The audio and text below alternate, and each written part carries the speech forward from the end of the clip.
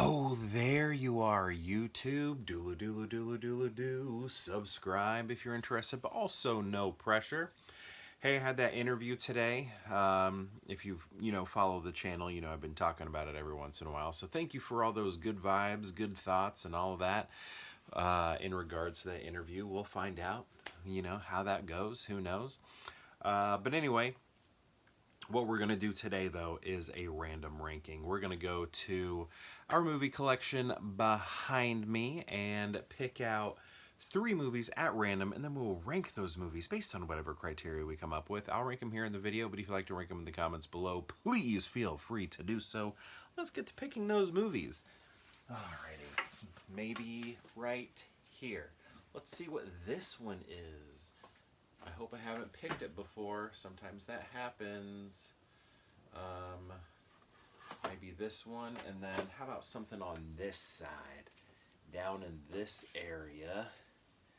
Maybe whatever this movie is, right here. Now let's make sure I've seen these. Alright. I don't know if I've seen that one.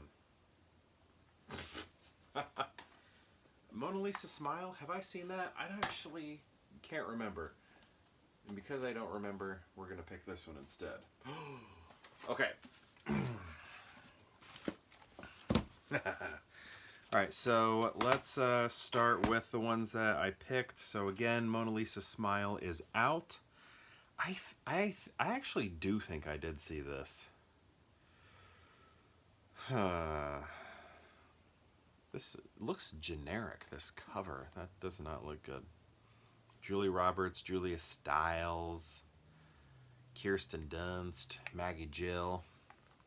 Alright, so this is the first one that I picked up, and look at this. This is I got a slip for this. I keep saying I as if it's mine. It's actually my wife's. And that is Sex and the City, the movie. Hello. So I've seen both of these films. There are 2, and I've seen the show. Both of those. So I guess my buddy in growing up, like in grade school, high school, junior high, he had HBO, and I'd go over there sometimes, and this would pop on TV every once in a while. And I'd come over, and he would be watching it. His mom would be watching it, and then I'd come over, and then we'd go out and party or something. But this was always on in his house, so I'd catch it every once in a while. But I never like watched it myself, right? Until I got married. My wife has it, and I wonder if our collection's down here. Our collection could be down here, but it is like ratchety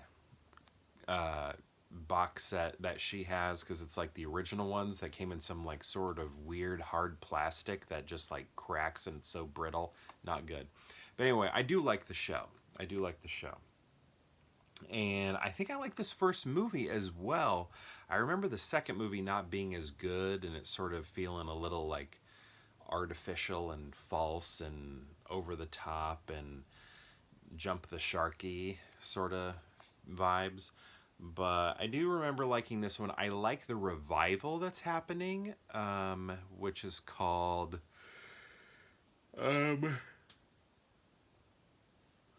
it's something that Carrie says all the time, and just like that is it.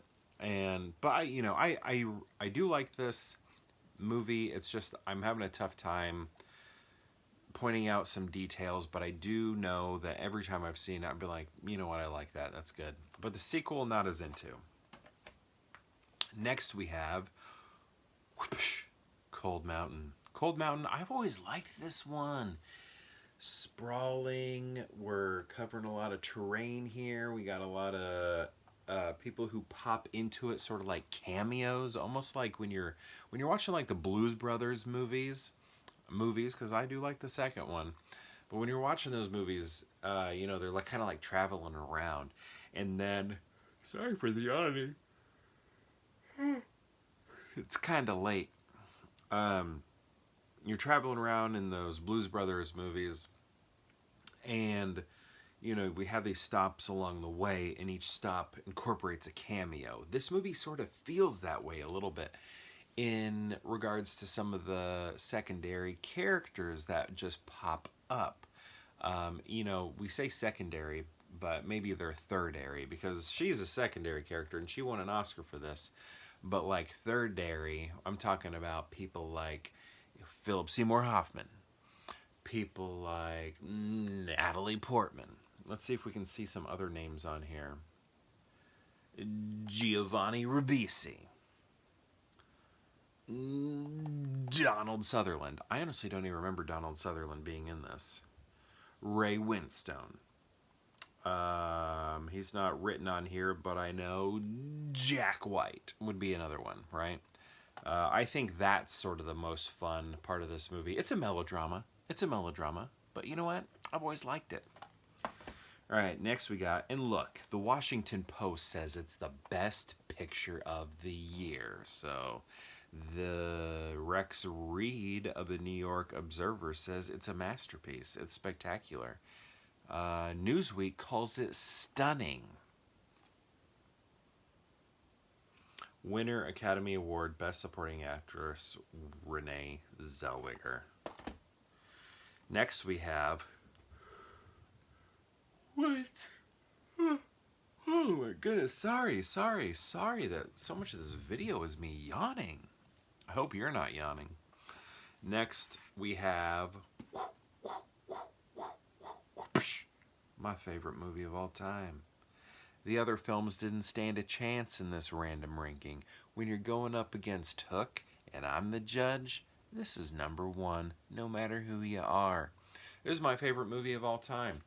I actually was listening to the score today after my interview that I just talked about. I was like, if I get this job, how do I want to remember leaving the interview process that made it feel like I was deserving of the job to the committee that was reviewing me? And I was just trying to think of all these songs. I was like, I can't think of anybody. I can't think of any band that I should be listening to right now that I want to mark this moment. And then I was like, I know. I'm going to listen to John Williams' score to Hook. But then it's like, which part do you listen to? So what I did was on the drive home, I listened to the part of the score that is known as Remembering Childhood. And it's basically when Peter Pan is thinking back and remembering his childhood. Remember when he was in the pram and his mother was talking about very fine schools indeed and all of that. And, you know, Tink takes him to Neverland and all of this. And he's out there, you know, flying back to our world, meeting Gwyneth Paltrow and stuff like that. So that is sort of what the score is. But then it gets to when his memory is, you know, finally jogged, or to where he's able to like become Peter Pan. And then you get the roo doo diddle doo doo doo run da da da da ra da da da da ba da doo doo diddle doo, and he's flying. Na na na na reedly dee doo doo ra da ba da da da da ra da da da da da da wah wah ba da da da da. That part. And I was like, that's what I'm going to listen to. So I listened to that. And then after that, I listened to a bunch of Andrew W.K. But this is what I hit first of all, right away. I was like, you know what? If I'm walking away from this job interview and let's say I get it, I want to have a good recollection of what I listened to on my way home from that interview. Because it's the rest of my life, maybe. It's that kind of job, one that you use until you retire. So, all right. So let's go ranking these. How we gonna do it? I think hook number three. Good one, Derek. Good one. Nice joke. Hook's number one, by far. Hook's my favorite movie of all time. Got some Hook memorabilia also that I'd love to show, stuff that I have acquired when I was a kid from like book fairs and stuff like that. We used to have this thing in grade school. It was like a little, they'd give us this like book order form, and then we'd order books, and I ordered the Hook um, novelization when I was a kid, and I always remembered that it had 111 pages. I always thought that was a cool number. 111. And then I also had these like little square, like more like younger books, sort of showcasing specific scenes from the movies, and I ordered those as well. I have posters. I have toys. The posters and the toys I picked up as I'm older, so I'll show those in a video sometime. Just all my stuff. Although the McDonald's toys, grew up with those. Mostly my grandparents would take me to McDonald's, so those toys sort of stayed at their house primarily. So I wasn't able to hold on to those, but lots of Hook stuff. But a lot of it did show up around me being an adult, because honestly, I don't even remember the toy line. I don't remember the Hook toy line that came out. I don't remember it like when I was a kid. I don't remember seeing it in the aisles at all. Maybe it wasn't in my area, or somehow I just was not in the stores during that time of my childhood, because I don't remember Hook toys at all until the internet and seeing them. And then it was like, oh, I didn't know these existed. And this was my favorite movie of all time, even, growing up as a kid. But somehow I missed that. I don't know. I don't get it.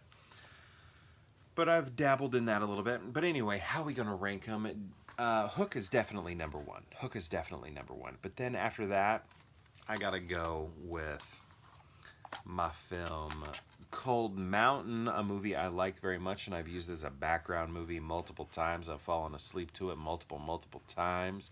I think it's great. I think we got some good acting in it. I do love the melodrama in it. And then I'm going to follow it up with Sex and the City, the first one, not the sequel.